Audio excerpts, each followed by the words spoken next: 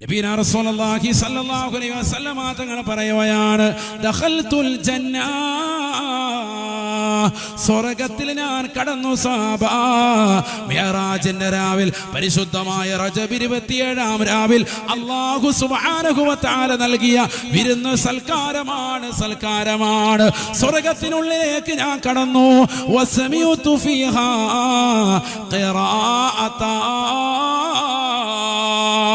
പരിശുദ്ധമായ ഖുർആൻ വളരെ മനോഹരമായി പാരായണം ചെയ്യുന്നതായി, വശ്യസുന്ദരമായി പാരായണം ചെയ്യുന്നതായി ഞാനൊരു വ്യക്തിയെ കേൾക്കുകയാണ്.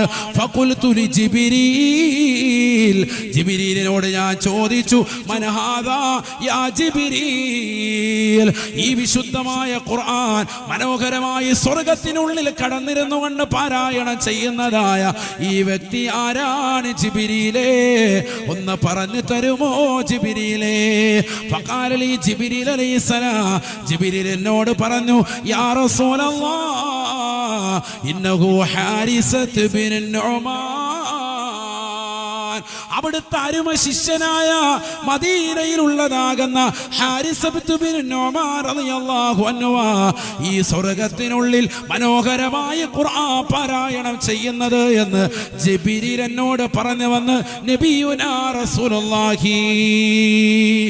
ഉടനെ അത്ഭുതം കൂറിക്കൊണ്ട് മുത്തുനബി ചോദിക്കുകയാണ്, കൈഫ, അതെങ്ങനെയാണ് സാധിക്കുക? വഹുവ ഹയ്യുൻ ഫിൽ മദീന, മദീനയിൽ ഇപ്പോഴും ജീവിച്ചിരിക്കുന്ന വ്യക്തിയാണല്ലോ ഹാരിസത്ത് ബിൻ നുഅ്മാൻ റളിയല്ലാഹു അൻഹു. ഞാൻ ഇന്നലെയും കൂടി കണ്ട വ്യക്തിയാണല്ലോ, അദ്ദേഹം മരിച്ചിട്ടില്ലല്ലോ. പിന്നെങ്ങനാണ് ഈ മനോഹരമാകുന്ന സ്വർഗത്തിനകത്തളത്തിൽ വശ്യസുന്ദരമായ ഖുർആൻ പാരായണം ചെയ്തുകൊണ്ട് അദ്ദേഹം നിലകൊള്ളുന്നത് എന്ന് ചോദിച്ചപ്പോ മലക്കുകൾ എന്നോട് പറയുകയാണ്, യാ റസൂലല്ലാഹ് ഇന്നഹു മിൻ അബരിന്നാസി ലി ഉമ്മിഹി, സ്വന്തം മാതാവിന് ഗുണം ചെയ്തുകൊണ്ട് നിലകൊണ്ട വ്യക്തിയാണ്. എപ്പോഴും സദാസമയവും ഉമ്മാക്ക് ഖിദ്മത്താണ്, മാതാവിന് ഖിദ്മത്തെടുത്ത് കൂടുന്നതായ വ്യക്തിയാണ് അദ്ദേഹം.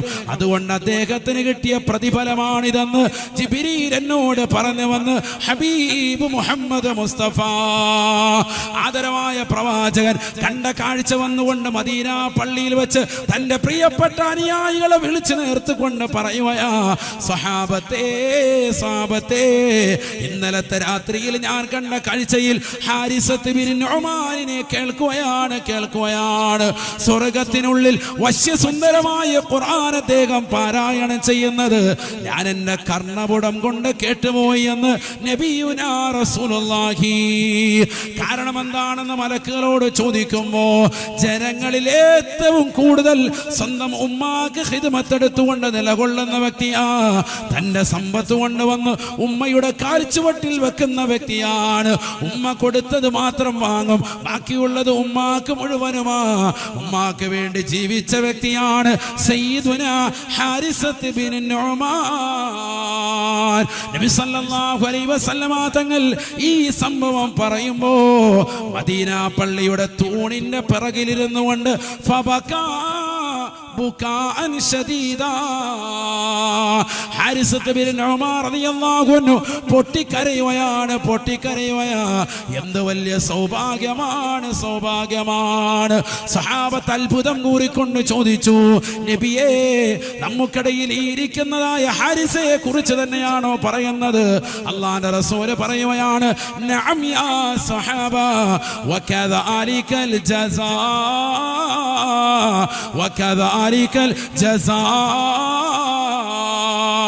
കണ്ണൂർ ജില്ലയിലെ കണ്ണാടിപ്പറമ്പിൽ ദാറുൽ ഹസനാത്തിന്റെ പരിസരത്ത് ഒരുമിച്ച് കൂടിയിട്ടുള്ള പ്രിയപ്പെട്ട സഹോദരിമാരെ, 18ന്റെ നിറകുടങ്ങളാകുന്ന പെങ്ങളെ, സ്വന്തം മാതാവിനെ പറ്റിച്ചുകൊണ്ട് കാമുകന്റെ ബൈക്കിന്റെ പിന്നാമ്പുറത്ത് കറങ്ങി നടക്കുന്ന പൊന്നുമോളെ, നിനക്ക് വേണ്ടി പകലന്തിയോളം പാടത്തും പറമ്പത്തും പട്ടിണി കിടന്നുകൊണ്ട് പണിയെടുക്കുന്ന പാവപ്പെട്ടതാകുന്ന പ്രിയപ്പെട്ടതാകുന്ന വാപ്പയെ മറന്നുകൊണ്ട് അന്യനോടൊപ്പം ഒളിച്ചോടാൻ തയ്യാറായി നിലകൊള്ളുന്ന പെങ്ങളെ, കള്ളിനും കഞ്ചാവിനും മയക്കുമരുന്നിനും അടിമപ്പെട്ടു പോകുന്ന യുവത്വമേ, മാതാപിതാക്കൾ പറഞ്ഞാൽ അനുസരിക്കാത്ത അവരുടെ വാക്കുകളെ തൃണവൽഗണിക്കുന്നതായ യുവത്വമേ, വാപ്പയ്ക്കും ഉമ്മയ്ക്കും കൊടുക്കേണ്ട വിലയാണ് അല്ലാഹുവിന്റെ റസൂലിന്റെ വാക്യമാണ്.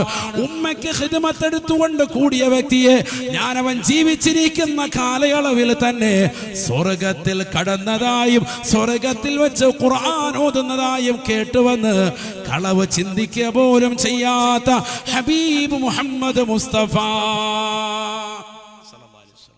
അതാണ് ഖിദ്മത്ത്. അല്ലാഹു തൗഫീഖ് നൽകട്ടെ. മനസ്സിലാക്കണം, സമ്പത്തുണ്ടായിട്ട് കാര്യമില്ല, പാപ്പായും ഉമ്മയും നോക്കാൻ കഴിയണം. അല്ലാഹു തൗഫീഖ് നൽകട്ടെ.